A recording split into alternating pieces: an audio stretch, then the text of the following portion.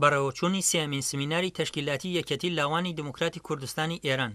سەر لە بەیانی ڕۆژی هەینی ڕێکەوتی 24 سەرماوەزی 1391 هەتاوی یەکێتی لاوانی دموکراتی کوردستانی ئێران سێمین سمیناری تەشکیلاتی خۆی کە هەر 6 مانگ جارێک دەگیرێت بە بەشداری بەڕێزان کاک تاهێری مەحموودی ئەندامی کۆمیتەی ناوەندی حزبی دموکراتی کوردستانی ئێران و بەرپرسی هەماهەنگی نێوان ڕێکخراوەکان و حزبی دموکرات کاک ئەبوو کەریمی کادری سیاسی حزبی دموکرات و هەروەها زۆربەی ئەندامانی ڕێبەری و نوێنەری کۆمیتەکانی یەکێتی لاوان دەستی پێکرد. سەرەتای سمینارەکە کاتژمێر 9:30 سەر لە بەیانی بەڕاگررتنی خولەکێک بێدەنگی بۆ ڕێزگرتن لە گیانی پاکی سەرجەم شەهیدانی کوردستان و بە تایبەت شەهیدانی یەکێتی لاوان دەستی بەکارەکانی خۆی کرد. پاشان لەلایەن سۆران زەینەبیپور چەندین وتە لە وتەکانی شەهیدی نەمر دکتۆر قاسملووی ڕێبەر خوێندرایەوە و لە خەباتی دوور و درێژدا بۆ ئازادی گەلان مهم نییە کەسێک تەنانەت نەسلێک لەو خەباتەدا حتمەن سەرکەوێ. زۆر میلەت هەیە بەدەیان نەسل خەباتی کرد و هەتا ئازادی دەستکەوتووە. لەبەر ئەوە مهم ئەوە نییە کە ئەو نەسلە کە وەری گرتووە تەحویلی نەسلی جوانیدا سەرکەوێ. مهم ئەوەیە کە مەشغەڵەکە دراوەتە دەستی نەسلێکی دیکە. بێگومان ئەو مەشغەڵە هەتا سەرکەوتنی میلەتەکەمان هەتا وەدەستهێنانی ئازادی بۆ گەلی کورد ناکوژێتەوە. ئەوانەی شۆڕژگێری ڕاستەقینەن تەنانەت ئەگەر بەدەیان جار مردنیشان لە پێش بێ تا سەرکەوتن دەست لە خەبات هەڵناگرن. پێشەوا بۆ خۆی بۆ ئەمە نمونە بوو. ئەو پەیامە ئەوەیە کە هەموو هەوڵ و تێکۆشانی ئێمە بۆ بەختیاری و سەربەرزی و خۆشی گەلەکەمانە تا ئەو کاتە حیزبەکەمان لە نێو گەلی کووردا نفوزی هەیە تا ئەو وەختە کە گەلی کورد پشتیوانی حیزبی دێموکراتە هەردەمێنێتەوە و حتمەن سەردەکەوێت. دواتر لەلایەن جەلال ڕەوانگەرد ئەندامی ڕێبەری و بەرپرسی بەشی تەشکیلاتی ئاشکرای یەکێتی لاوان بەرنامەکانی سمینار پێشکەش بە بەشداربووان کرا. هاوڕێیانی بەڕێزوی ڕایسڵاو هەروەک لە چەند ماوەی ڕابردوودا و لە ئاگداری پێشووی تەشکیلاتیدا دوایین بڕیار و ڕاستپاردەکانی بەڕێوەبەری گشتی و بەرنامەی کاری کۆمیسیۆنی تەشکیلات بە هەموو لایەک ڕاگەیەندرا. لەوێدا ڕاگەیەندرا بوو کە لەم ماوەیەدا سێمین و دوایین سمیناری تەشکیلاتی گشتی یەکێتی لاوان بەڕێوە دەچێت. پاشان سمینارەکە تەرخان کرابوو بۆ بەڕێزان کاک ئەبوو کەریمی شارەزا لە بواری مێژوو بۆ باسێک لە پەیوەندی لەگەڵ کرماشان و ڕۆڵی لاوان لەو ناوچەیەدا و دنیا و زندگی هەنی جوانە خەیلیگیش جدیە جوان منتها هەر چشتێک هەم یەی لای خاستر هەم یەی لای خەراو هەر مەسئلەیەک قەزایکە خۆیم نسمی سەممە نسمی خاصیت درێ دنیا شەو درێ ڕۆژ درێ مسئله جوان و جوانگراییش یک نوع چشتێکە جوان ئەنەرژیە جوان نەیرووە جوان بنزینە ڕێ ماشینە اجتماع منتها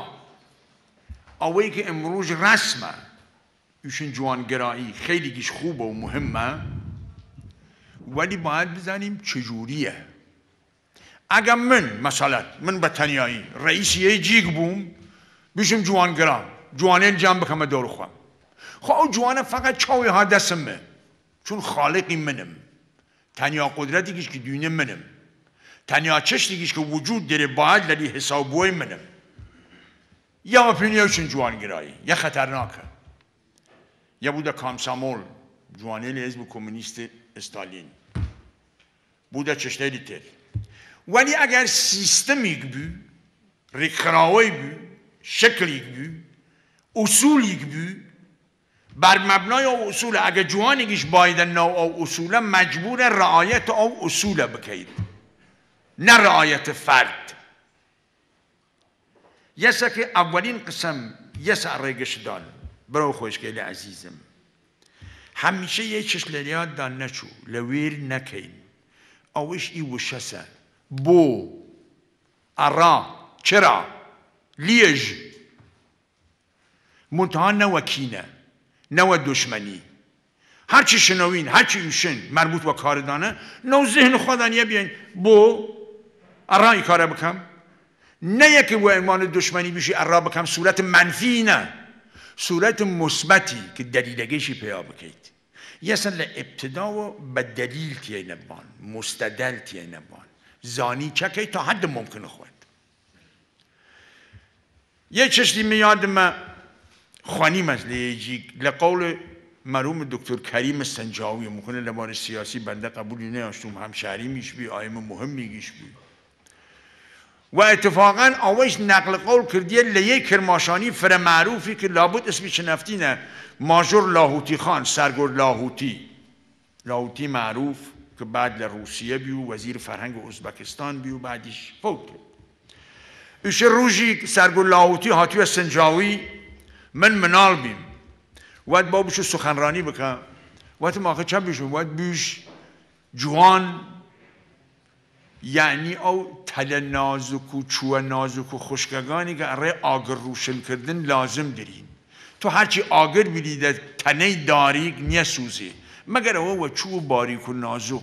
آوان شروع بکن و گشتی بیان آگر جوان چنان قدرتی داری چنان کاری توانه بکن دین بعد از انتخابات ایران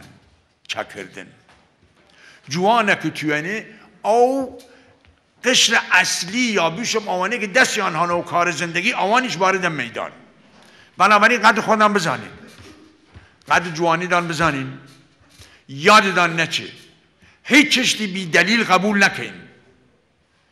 اره که بی دلیل چشتی قبول نکن لازم نیه آیم بدخیم و لجباز و هرچی هست نفی بکن اوش نیه او دیوانگیه ولی همیشه دلیلی پیا بکن بکوشین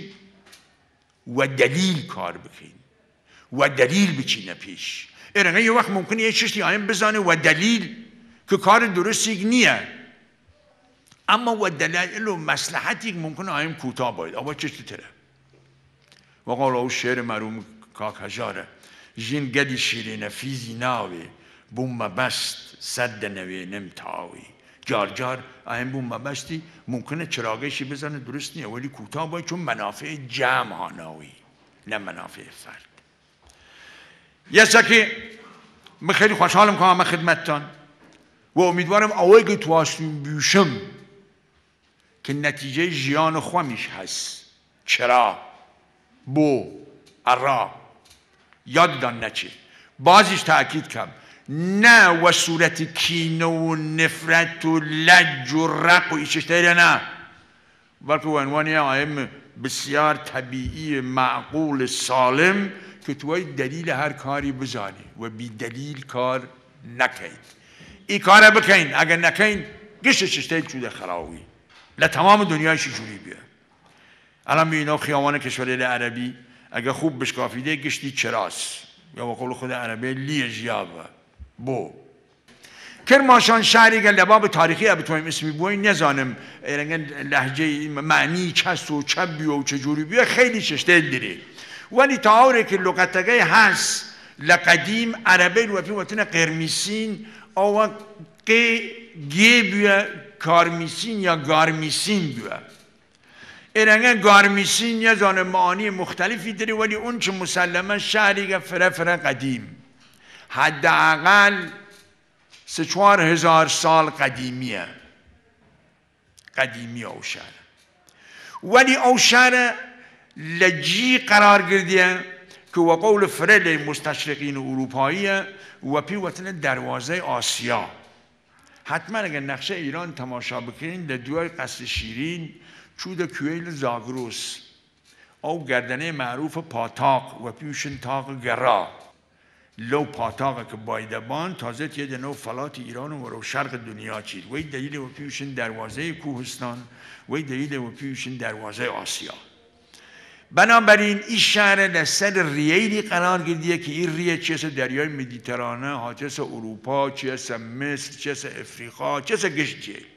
وی دلیلشه لقرون جدید یعنی لزمان قاجاره و بعد از قاجار و زمان قاجار که دولت انگلیس بیا قدرت دنیا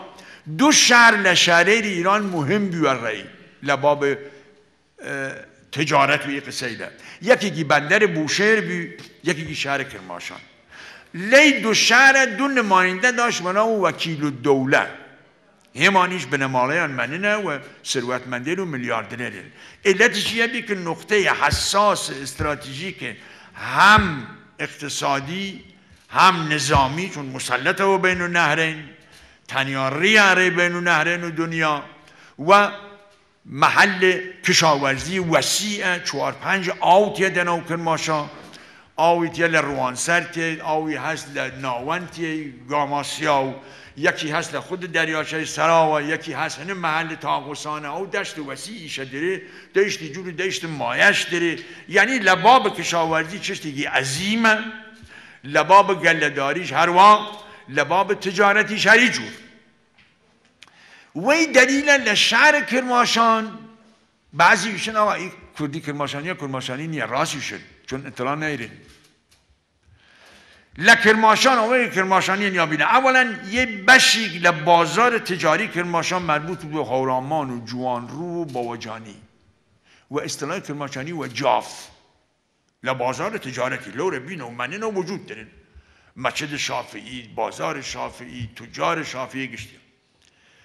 علاوه بر او محله مختلفی داریم مثلا محله یزدیه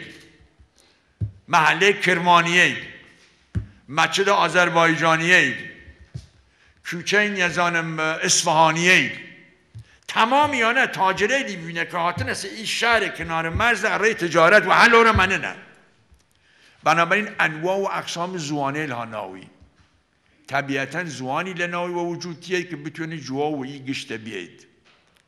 این زوانی که من الان دارم قصه کنم البته کرماشانی شهر کرماشانی نیه یه زوان مایشته که خوامیش مایشتی نوعی که گشت لر و لکی متوجیه بود ولی لناو شهر کرماشا اینگه البته فراتر بینه جوان روی و باوجانی و مخصوصا لکیلی طرف لرستان باراموان و عثمانوان و بیانوان و تمامیانه کاکوان لکرماشا یه نیرو عظیمیگن هەروەها بەڕێز سکرتێری گشتی یەکێتی لاوان فوادی خاکی بەیگی لە پەیوەندی لەگەڵ ئاڵوگۆڕەکانی ڕۆژهەڵاتی ناوین و ئێران بە گشتی و کوردستان بە تایبەتی و دەور و نەخشی لاوان لەم ئاڵوگۆڕانە خرایە بەرباز هەروەک هەموو لایەکتان ئاگادارن بەهەرحاڵ ئێمە لە ساڵی 92 هەتاویدا دەبێ بە پێی پێڕەوی نێوخۆ بۆ ڕێزگرتن لە بڕیار و پرەنسیبە دموکراتیکەکان و ڕێزگرتن لە پێڕەوی نێوخۆی پەسەندکراوی کۆنگرەی 6 دەبێت کۆنگرەی حوتی ڕێکخراوەکەمان بەڕێوە ببین بۆیە ئێمە وەکو بەڕێوەبەری گشتی یەکێتی لاوانی دموکراتی کوردستانی ئێران بڕیارمان داوە کە لە کۆتایی زستان یان کۆتایی ساڵی 1391 هەتاویدا کۆمیتەی ئامادەکاری کۆنگرەی حوتی یەکێتی لاوانی دموکراتی کوردستانی ئێران دیاری بکەین و بە پێی ڕیزبەندی کارەکانی و بەرنامەکانی بتوانین لە کات و ساتی خۆیدا حوتەمین کۆنگرەی یەکێتی لاوانی دموکراتی کوردستانی ئێرانیش بەڕێوە بین دیارە لە داهاتوودا حتمەن ئاگدار دەکرێنەوە و ڕاو بۆچوون و پێشنیار و بابەتەکانی ئەوەش وەردەگیرێ بەکردنەوەی ئەو دەواازەیە و هەروەها ئەو ئاڵوگۆڕانەی کە ئەوڕۆ لە منتەقەکە دەلا ئارادان دەمەوێ باسێکی کورت سەبارەت بە وەزعیەتی لاوان لە خزمەتتانە ئەرز بکەم و ئێمە وەکو یەکێتی لاوانی دموکراتی کوردستانی ئێران دەبێت لە داهاتوودا چ بکەین تا بتوانین وەک هێزێکی کاریگەر و ڕێخستنێکی تایبەت بە لاوان لە ڕۆژهەڵاتی کوردستان وەکو ناوەندی سەرەکی و قوڵایی استراتیژی کار و تێکۆشانی ئەمە کار و چالەکیەکانی خۆمان بەڕێوە ببین دیارە هەروەک هەموو لایەکتان ئاگادارن لاو بە کەسێک دەگوترێت کە تەمەنی بە پێی پێڕەوی نێوخۆی ئەمە لە نێوان 15 ساڵ تا 30 ساڵ بێت هەروەک هەموو لایەکشتان ئاگادارن لاوان وەکو هێزی گۆڕانکاری و دینامیکی بەشێکی زۆر لە ڕووداوەکانی ناوچە و بە تایبەتی لە بەهاری عەرەبیدا توانیان نەقشێکی کاریگەریان هەبێت لە بەرەو پێشچوونی شۆڕشەکان و سەرکەوتنی و شۆڕشانەی کە لەو دوایانەدا لە ناوچەکەدا ڕوویدا ئەم مەسەلە سدقەکە لەسەر وڵاتی ئێرانیش چونکە بە پێی دوایین سەرژمێریەکانی هەم ئامارە ڕسمیەکانی خودی دەوڵەت و ناوەندەکانی تایبەت لە جیهاندا کە سەر بە لاوان کار دەکەن وڵاتی ئێران وڵاتێکی لاوە لەبەر ئەوەی دەڵێن وڵاتی لاوە لە حەشیمەتی زیاتر لە 7 میلیۆنی ئەو وڵاتە زۆربەی کەسەکانی لاوان پێکی دێنن یعنی ئەو کەسانن کە تەمەنیان بڵێن لە نێوان 15 تا 30 ساڵ یا 35 ساڵە کەواتە بەو پێش دەتوانن گەورەترین نەقش و لە واقعە هێزێکی هاندەر بن بۆ بەرەو پێشچوون و گۆڕانکاری لە وڵاتی ئێراندا بەو پێی کە وڵاتی ئێران دەڵێن وڵاتێکی ناوە کە زۆربەی حەشیمەتەکەی لاوان پێکی دێن لەو پەیوەندیەدا مادام زۆربەی حەشیمەتی وڵاتی ئێران وڵاتێکی لاوە ئەرکێک و بەرپرسارەتێکی مێژووی دەکەوێتە ئەستۆی لاوان کە ئەو لاوانە دەتوانن چ نەقشێک لە بەرەو پێشچوونی گۆڕانکاریەکان و هەروەها ئاڵوگۆڕ و گۆڕان لە وڵاتی ئێراندا لە داهاتووی وڵاتەدا پێک بێنن. هەروەک هەموو لایەکتان ئاگدارن بەشێکی زۆری ئەو شۆڕشانەی کە ئەوڕۆ لە منتەقەکە ڕوویدا بە تایبەتی لە وڵاتانی عەرەبی و بە تایبەتیش لە مسر کە ئەوڕۆ دەیبینین بۆیە بە نمونە مسر دێنمەوە سەرەتا لاوان بە تایبەتی لە نێو تۆڕە کۆمەڵایەتیەکاندا و دنیای مەجازی فەزای ئینتەرنێت توانیان کۆمەڵێک ڕێستخستنی باش پێک بێنن و لە واقعە هێزێکی گۆڕانکاری بوون لە ناوچەکەدا. بەڵام ئەوڕۆ کە دەبینن پاش سەرکەوتنی ئەو شۆڕشانە و لە واقعە بەشێکی زۆری ئەو کەسانی کە هاتوونەتە سەر دەسەڵات بە تایبەتی ئیخوانەکان لە وڵاتی مسردا ئەوڕۆ دەبینی هەر ئەو لاوانن بەرەنگاری ئەو بیرە چەقبەستوانەی دەبنەوە کە لەلایەن ئەو هێزەی کە ئەوڕۆ دەسەڵاتی وڵاتەی گرتووە دەدەست و لە واقعە نایەڵن ئاقار و ئەو گۆڕانەی کە لە وڵاتەکەدا بەڕوڕوو هاتووە بە دواوە بگەڕێتەوە بەڵکو ئەوان نوێگەراییان دەوێت نوێخوازیان دەوێت و دەیان هەوێت گۆڕانکاریەکە گۆڕانکاریەکی بنیادنەر پێکاتشکێن و لە واقعە ڕیشەیی بێت. ئەوەش تەجروبەیەکە بۆ ئێمە کە ئێمە بەشێکی زۆری هاوڕێیان ئاگادارن لە شۆڕشی گەلانی ئێراندا لە ساڵی 1970 زەینیان 57 هەتاوی ئەگەر شۆڕشەکە سەرکەوت بەڵام ئاکامی شۆڕشەکە بە تاڵان برا. لێرەدا دەقریبەن ئەو مەسەلەیە لە مسردا بەنەوەیەک دووبارە دەبووەتەوە شۆڕشەکە سەرکەوتووە خەریکە ئاکامی شۆڕشەکەی بە تاڵان دەبرێت بەڵام ئەوە لاوانن لەوێدا وەکو هێزێکی بنیادنەروە لە واقعە داینامۆی ئەو گۆڕانکاریە نایەڵن ئاکامی ئەو شۆڕشە کە واقعە سەرکەوتنێکی بەرچاوی بەدەستێناوە بۆتە هۆی ئەوەی کە بەشێکی زۆری وڵاتانی ناوچەکەش بگرێتەوە و ئێستایش لە سووریە بەو هەموو مقاومەتە عەزیمەوە بەڕۆڕۆ تۆ دەبینی نزیک بە ساڵ زیاتریشە بە پێی ئامارە ڕەسمیەکان زیاتر لە 40,000 کوشتە و خەڵکێکی زۆری بریندار و چەند ملیۆن ئاواریش درا باس ئەو خەڵکە مقاومەت دەکەن کەواتە وەزعیەتی نوێی ئەوڕۆ دنیا لەلایەن لاوانەوە ناخوازێت کە هیچ بیرێکی چەقبەست و دیکتاتۆر و لە واقعە تاک بۆعدی و تاکڕەهەندی بی هەوێت ئیداری بەڕێوەبەری کۆمەلگاکە وەستۆ بگرێت. لەو پەیوەندیەدا ئێمە وەکو یەکێتی لاوانی دموکراتی کوردستانی ئێران وەکو لاوانی کورد لە کوردستانی ئێراندا وەکو لاوانی ئێرانی ئەریکێکی مێژووی بەرچاومان لەستوێ لە واقعە مەسئولیەتێکی گرنگی مێژوویە چونکە زۆربەی حەشیمەتی وڵاتەکەی ئێمە وڵاتێکی لاوە. کەواتە لەو پەیوەندیەدا مادام ئێمە بەرەو کۆنگرەی حوتی ڕێکخراوەکەمان دەڕۆینەوە دەبێت ئێمە هەم خوێندنەوەیەکمان بۆ ڕابردووی خۆمان هەبێت بزانین وەزعیەتی ئێستامان چییە و لە داهاتوودا دەبێت چ بکەین. ئەو بەو معنایە ئەمن بەش بە حاڵی خۆم وەکو یەکێک لە ئەندامانی بەڕێوەبەری و ڕێکخراوە یا لە حوزوری و هاوڕێیانی بەڕێوەبەریدا وەکو بەرپرسی یەکێتی لاوان پێم وابێ ئەو جۆرەی کە پێویست بووە یان ئەو جۆرەی کە لە واقعە بارتەقای قورسایی گەورەیی و لە واقعە ناوی یەکێتی لاوانی دموکراتی کوردستانی ئێرانە ئێمە نەمانتوانیوە لە واقعە ئەو خزمەتە بکەین و لە واقعە سیاسەت و بەرنامە و ئەهدافەکانی خۆمان لانیکەم بە تایبەتینە نێوخۆی کوردستانی ئێراندا بەرەو پێشبەرین. کەواتە ئەرکێکی سەرەکی تر دەکەوێتە سەرشانی ئێمە کە دەبێت ئێمە ئەگەرچی ئەوڕۆ لە باشووری کوردستاندا کە نزیک بە 16 کومیتەمان هەیە و قەرارە لە داهاتووشدا چەند کومیتەیەکی دیکەدا بمەزیرێنن یا لە مەجموعەیەکی وڵاتانی ئوروپاییدا کومیتە و ڕێخستنی تایبەتمان هەیە یەکێک لە فعالترین ڕێکخراوەکانی تایبەت بە لاوانیشین لە کوردستانی ئێراندا بەڵام لە نێوخۆی کوردستان جگە لە چەند شوێنێکی مەحدود بە تایبەتی لە ناوەندی کوردستاندا بەو شێوەیە ئەندامانی یەکێتی لاوان یان ئەو کەسانێکە لاون نەمانتوانیوە لە چوارچێوەی ڕێخستنەکانی یەکێتی لاواندا لە دەوری یەکێتی لاوان کۆی بکەینەوە. کەواتە بۆی کە سەر بکەوین